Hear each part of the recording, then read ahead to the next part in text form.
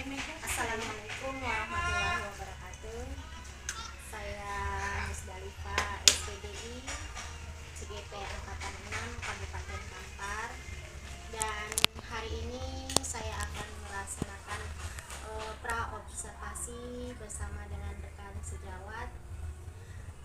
Yang saya hormati Ibu Fasilitator, Ibu Rara, dan saya hormati Ibu pengajar praktik, Ibu Rosmini, IPD.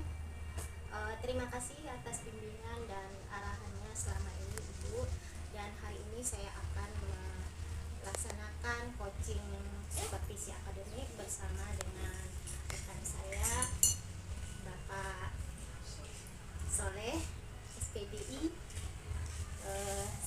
Kami berdua adalah rekan sama-sama mengajar pendidikan agama Islam, dan hari ini adalah pasca pra-observasi untuk kegiatan observasi di hari berikutnya. Baik Pak. Assalamualaikum Pak Soleh. Waalaikumsalam.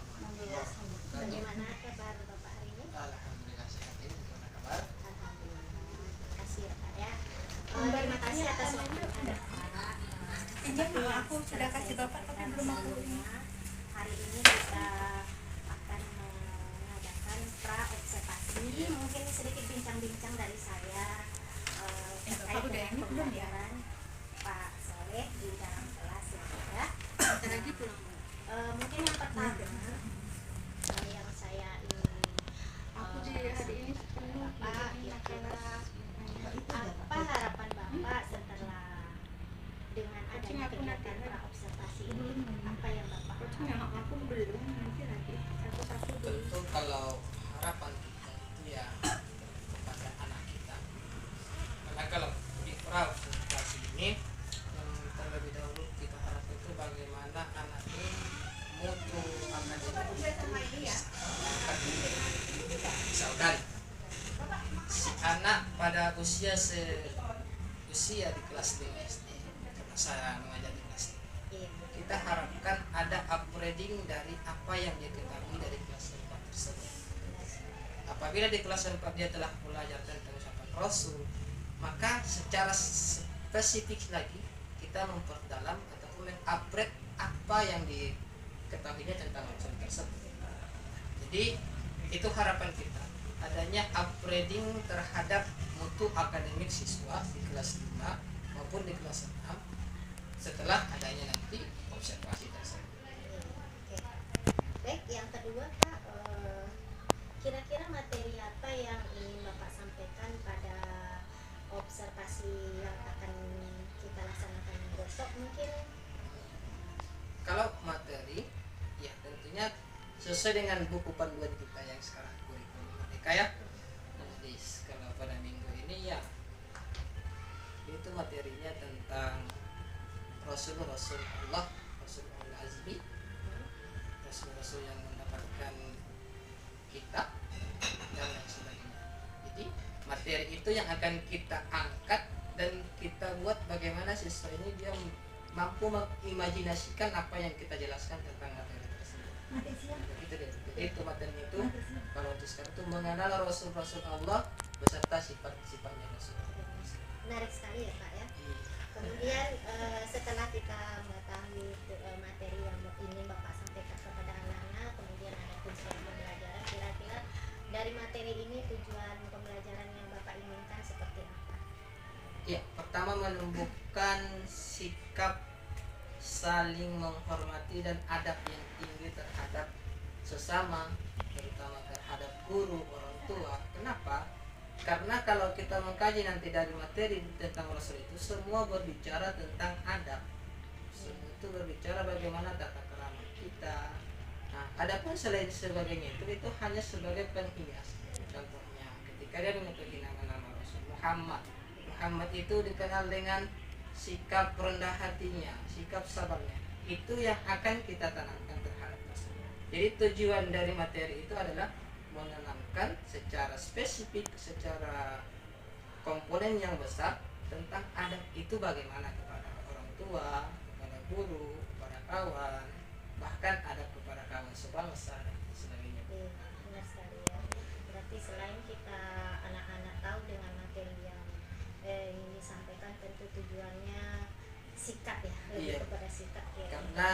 itu adalah sesuai dengan tujuan pendidikan kita, itu adalah pembentukan karakter Benar sekali. yang lebih manusiawi sesuai dengan amanat dari undang-undang tersebut kan. Tujuan pendidikan itu salah satu adalah pembentukan karakter dari siswa tersebut. Bagaimana karakternya terbentuk, nah itulah yang menjadi tugas kita, memasukkan materi itu kepada imajinasi anak sehingga dia bisa mengimplementasikan materi yang kita berikan. Kemudian selanjutnya persiapan kira-kira apa yang Bapak persiapan ke dalam pembelajaran? Ya tentunya kalau persiapan yang perlu kita persiapkan itu adalah media. Kalau yang sekarang itu fasilitas yang kita miliki itu adalah media itu fokus ada juga. Nah, untuk persiapan itu ya terkait media yang akan kita gunakan ya sampai sekarang persiapan itu tenang. Karena sebelum mengajar kita tuh selalu mempersiapkan materi yang akan kita berikan, memberikan media yang kita miliki berupa buku, bahkan sesekali kita memakai fokus. Itu dia kalau untuk persiapan. Kata dalam itu kan dalam media ya, persiapan untuk murid seperti apa misalkan? Kalau persiapan untuk murid sebelum mereka belajar satu bab, kita telah memberikan kisi-kisi ataupun ibarat itu trailer dari bab tersebut.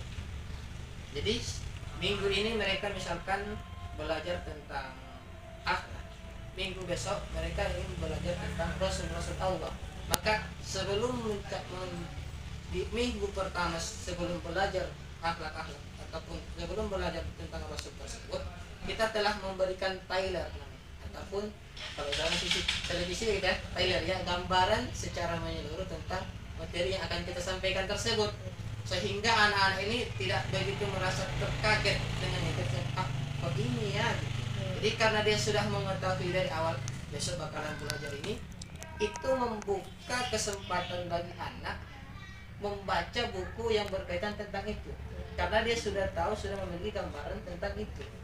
Itu kalau untuk kesiapan kepada anak.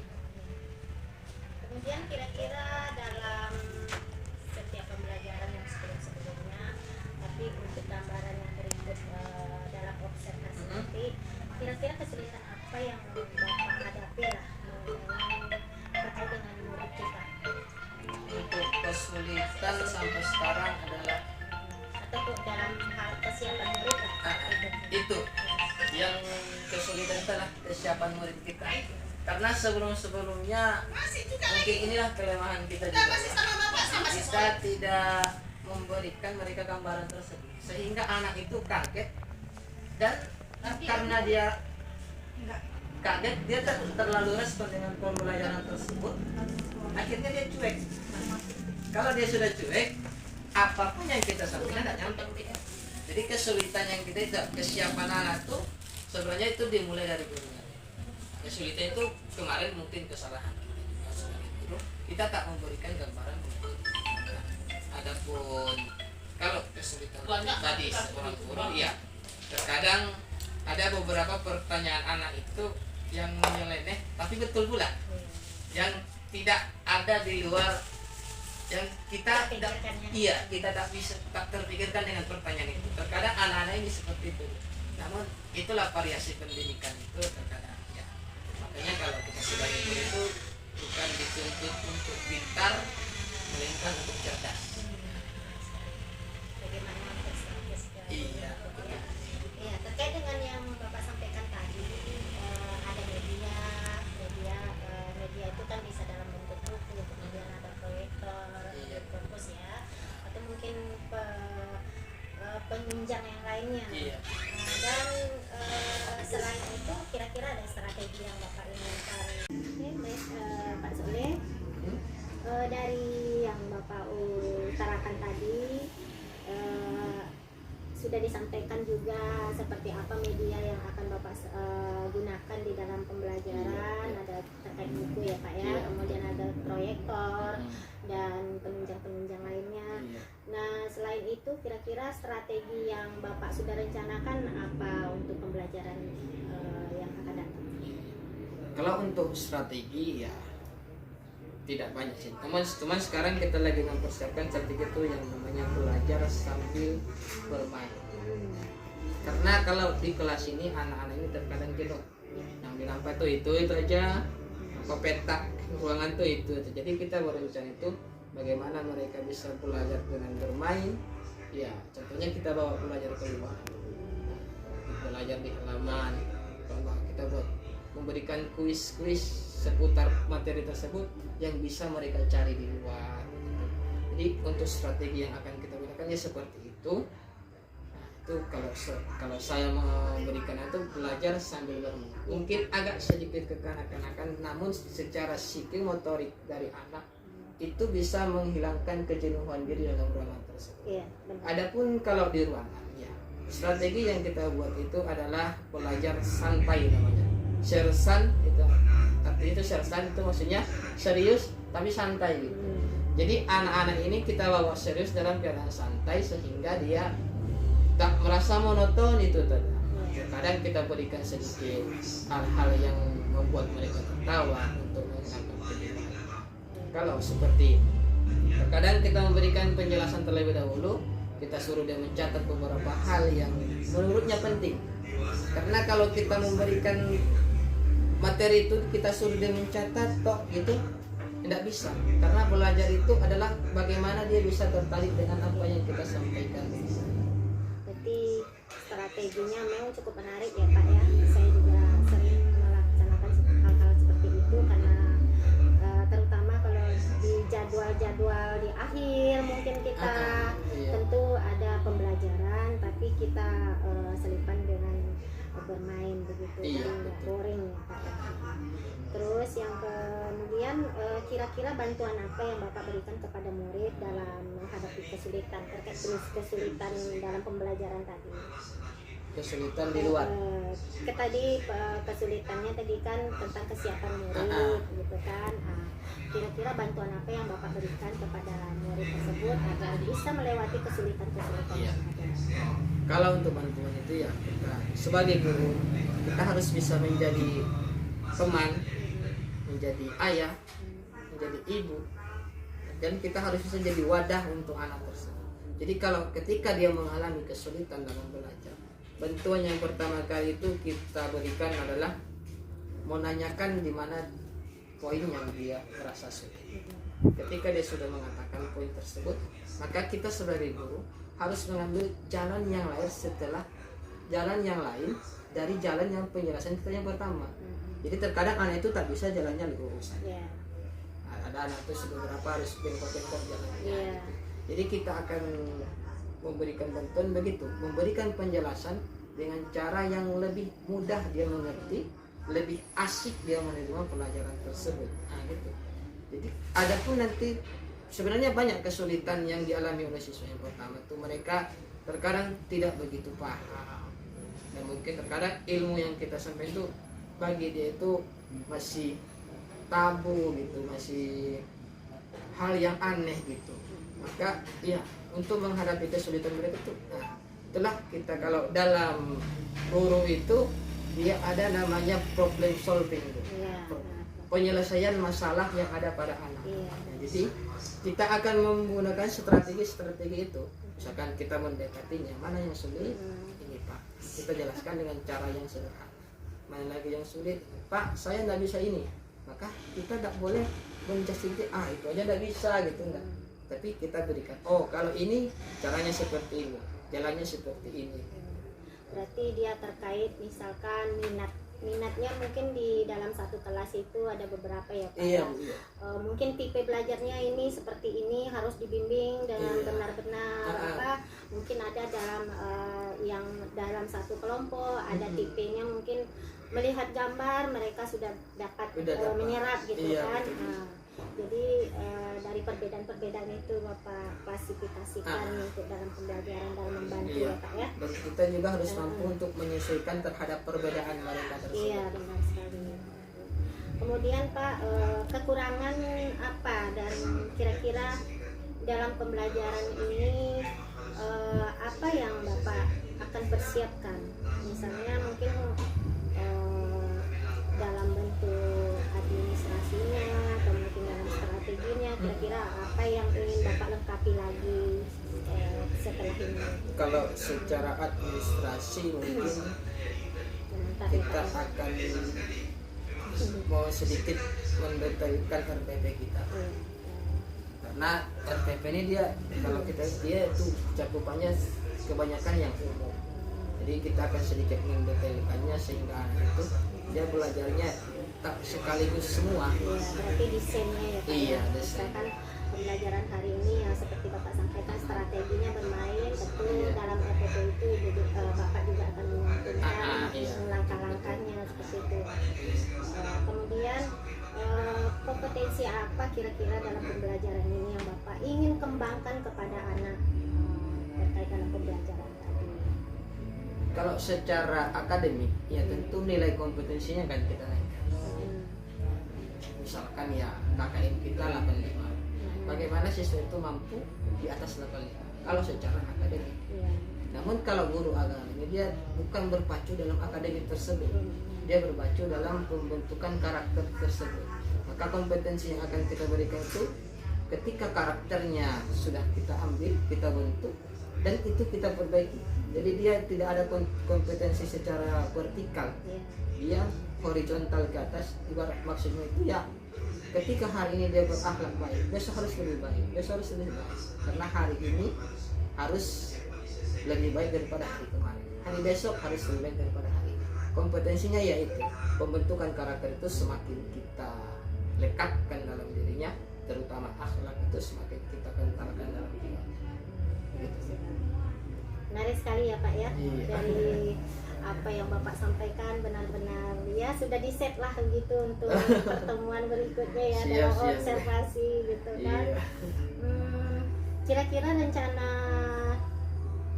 kapan bisa kita observasi di dalam, kita melihat pembelajaran yang Bapak sudah rancang sedemikian rupa menarik gitu. Kira-kira hari apa yang Bapak siap gitu pembelajarannya? Karena ini hari Jumat, besok saya tak ada jam pelajaran Iya, dulu. tidak apa-apa Pak. Yang penting kapan Bapak menyampaikan materi yang sudah Bapak setting tadi, saya bisa masuk, bisa melihat bagaimana pembelajaran Bapak di dalam kelas. Kalau hari Kamis, Boleh. Oke. hari Kamis. Siap ya. Karena untuk mempersiapkan itu kita harus matang juga. Iya, Ya. benar sekali. Jadi sesuai dengan rencana, strategi, kemudian perangkat pembelajaran semuanya sudah Bapak siapkan. Tentu kita akan nanti bertemu di Hari Kamis. di kegiatan observasi ya, Pak Observasi, ya. iya. Terima kasih atas waktu yang Siap. Bapak berikan, Iya, atas obrolannya cukup menarik sekali.